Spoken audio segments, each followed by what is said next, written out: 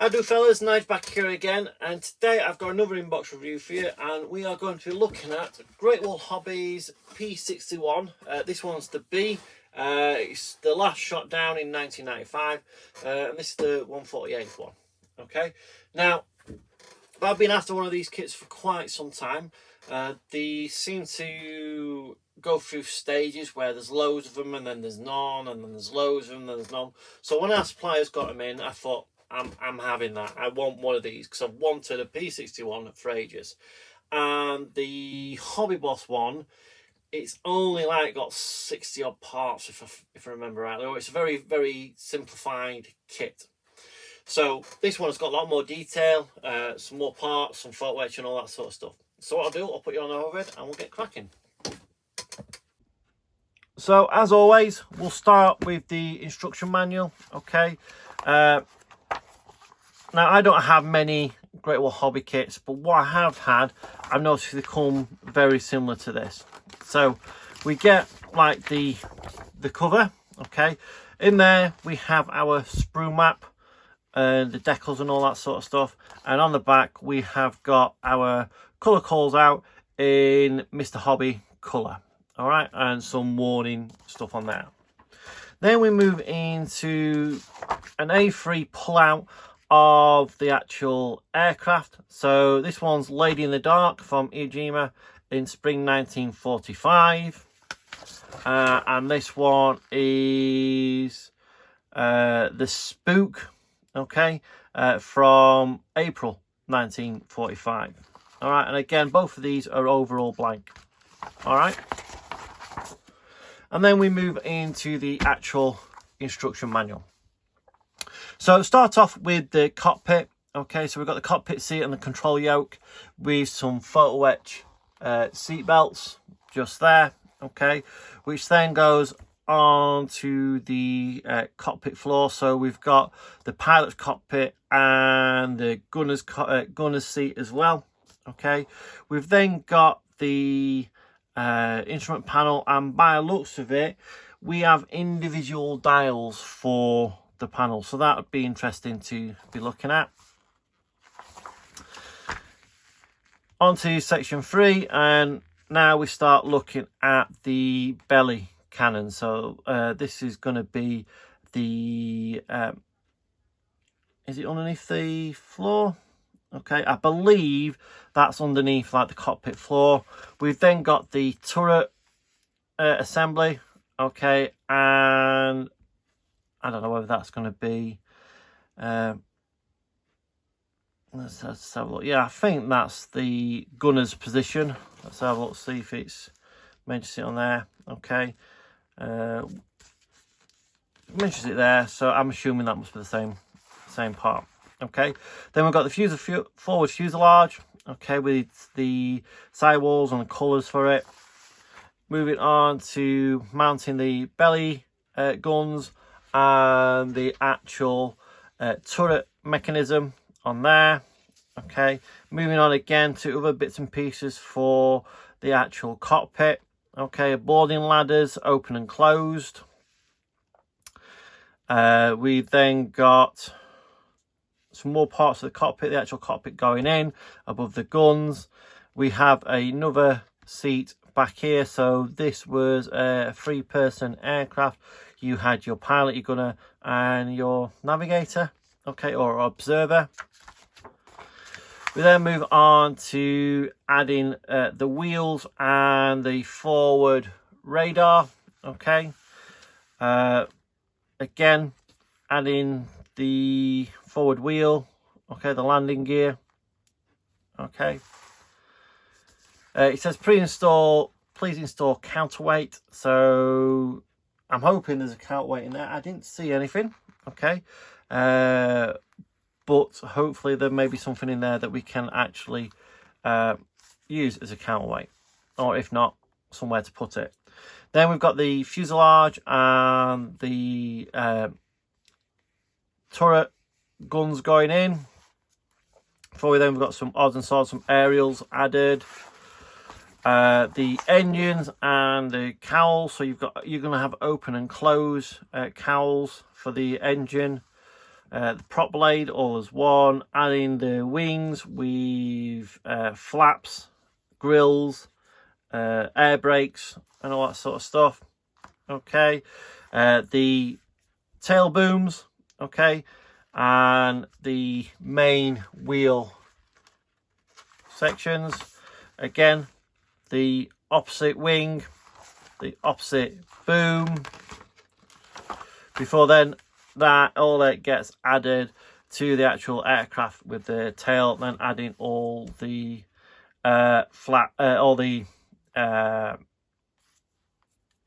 undercarriage doors and stuff like that.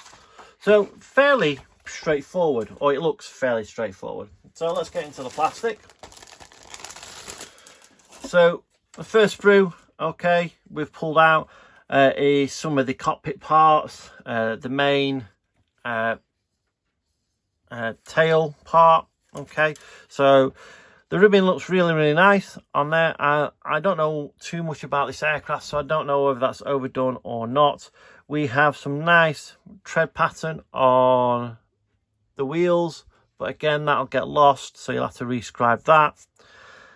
Moving on to the nice detail on some of the undercarriage legs into the cockpit.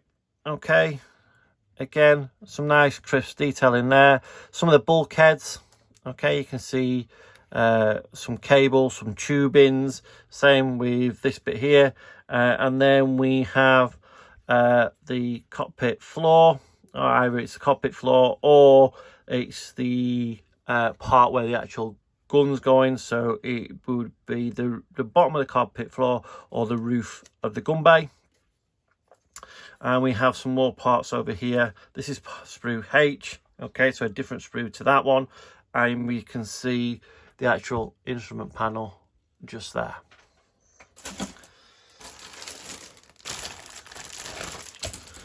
We've got two sprues the same, okay, so I'll put one just over there. This one's got the engine nacelle, some of the engine pipes and the exhaust, and on the exhaust you can see that they are drilled out, okay, really nicely. Again, 2-part wheels, but we have weight on wheel, which is good. Really nice detail on the actual engines themselves. Moving around, some rivets. The turret guns or the the belly guns, I'm not certain, okay, but we've got some drilled out barrels there, not so there. There might be another bit that goes on there, but it shouldn't be too hard to drill out. And again, parts of the tail and other little bits and pieces, okay. Next one is one of the booms, okay, and we can see we have some, hopefully you can just see that, some nice crisp panel lines and some nice rivet detail on there, okay. Not massive amounts of rivet detail, but it is there, okay. And then we have the wheel wells, okay, so I don't know how much that will be actually seen. All right, put that to one side. Another boom part and the part of the tail, okay, so this bit would be the bit that sits in between the tail. The other bit we saw was the actual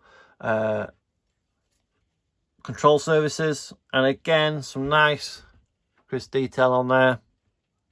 Considering this kit it's not a brand new kit, okay, it's at least 10 years old, I believe, so some nice detail on there.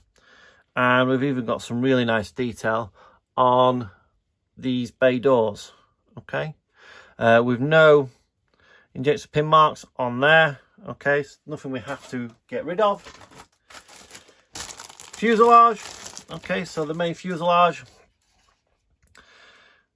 all right, some nice detail again in there, but some injection pin marks all over the place. So once this is closed up, okay, I don't know how much of that you would see, and I would probably do a test fit with the cockpit in there to see what was actually be seen. Okay, we've got some other bits and pieces. They could be engine covers, okay, or something like that to mount the actual engines on.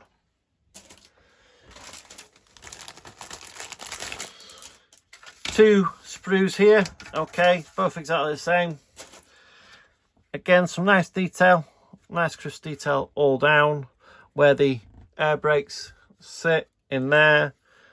Okay, again, not massive amounts of rivet detail. I don't know how heavily this aircraft was rivet, or whether they were raised, or whether they were like the Mustang, they were putted over.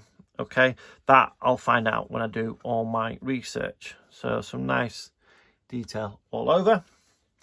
You get two different options for the cowling covers. So you get open and closed. So sorry, closed and open. So I'll just have a look at one of these for now. All right, again, nothing to really write home about. Okay, some nice detail all round. You might want to put some actuators on the inside just there. But other than that, nicely done. We then move on to the clear parts. So we get clear nose, okay, which is frosted, okay, and it would have been frosted on the real aircraft, well, this part anyway, but again, looks nice. A seam line to get rid of, or a mold line to get rid of just there, but that doesn't matter because that bit will get painted. What's important is that it's not on this part, just there, okay, and again we get the mold line just there as well.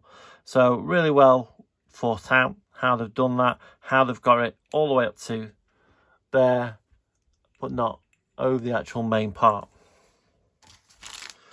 And then we've got the main clear part, so the rear of the cockpit, the main windshield and parts. Okay, it's really nicely clear. Okay, really nicely molded on there. Really well done, Great Wall Hobby. And also we get some photo etch and some decals. Okay, so we'll just take these out. So the photo etch, okay, it should be okay to work with. It doesn't seem too thick, okay, or too thin. So you got the ignition harnesses, some of your air brakes, some harness, and some other bits and pieces. So that'll make a nice touch to the model. The main markings, okay, so Lady in the Dark and the Spook or an Ominous 3. Okay, they look really nice. A lot of carrier film on the numbers, to be quite honest.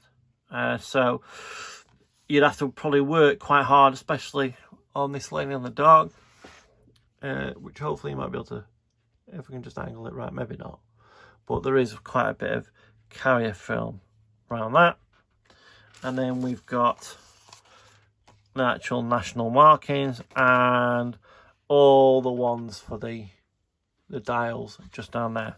So that'll either be fun or not. But by looks for it, you get 2 of each. So maybe if you mess them up, you can then got a spare. So that is Great Wall Hobby's P-61B. Not a lot to the kit, okay, there's not a lot of plastic in there, but what you have got there is very well done, okay, and it's the best in scale. All right, you've got the older monogram one, which Revel have reboxed, maybe Hasegawa have as well, you know, really it's showing its age now. You've got the Hobby Boss one, which again, like I said, it's a lot simplified, so not as many parts, not as much detail, and I've heard it can be a little bit of a pain to put together. And then you've got this one, just with the added bits of photo etch and all that sort of stuff, it should build up into a really impressive, nice model. Anyway, that's it from me. I will see you on the next one. Bye.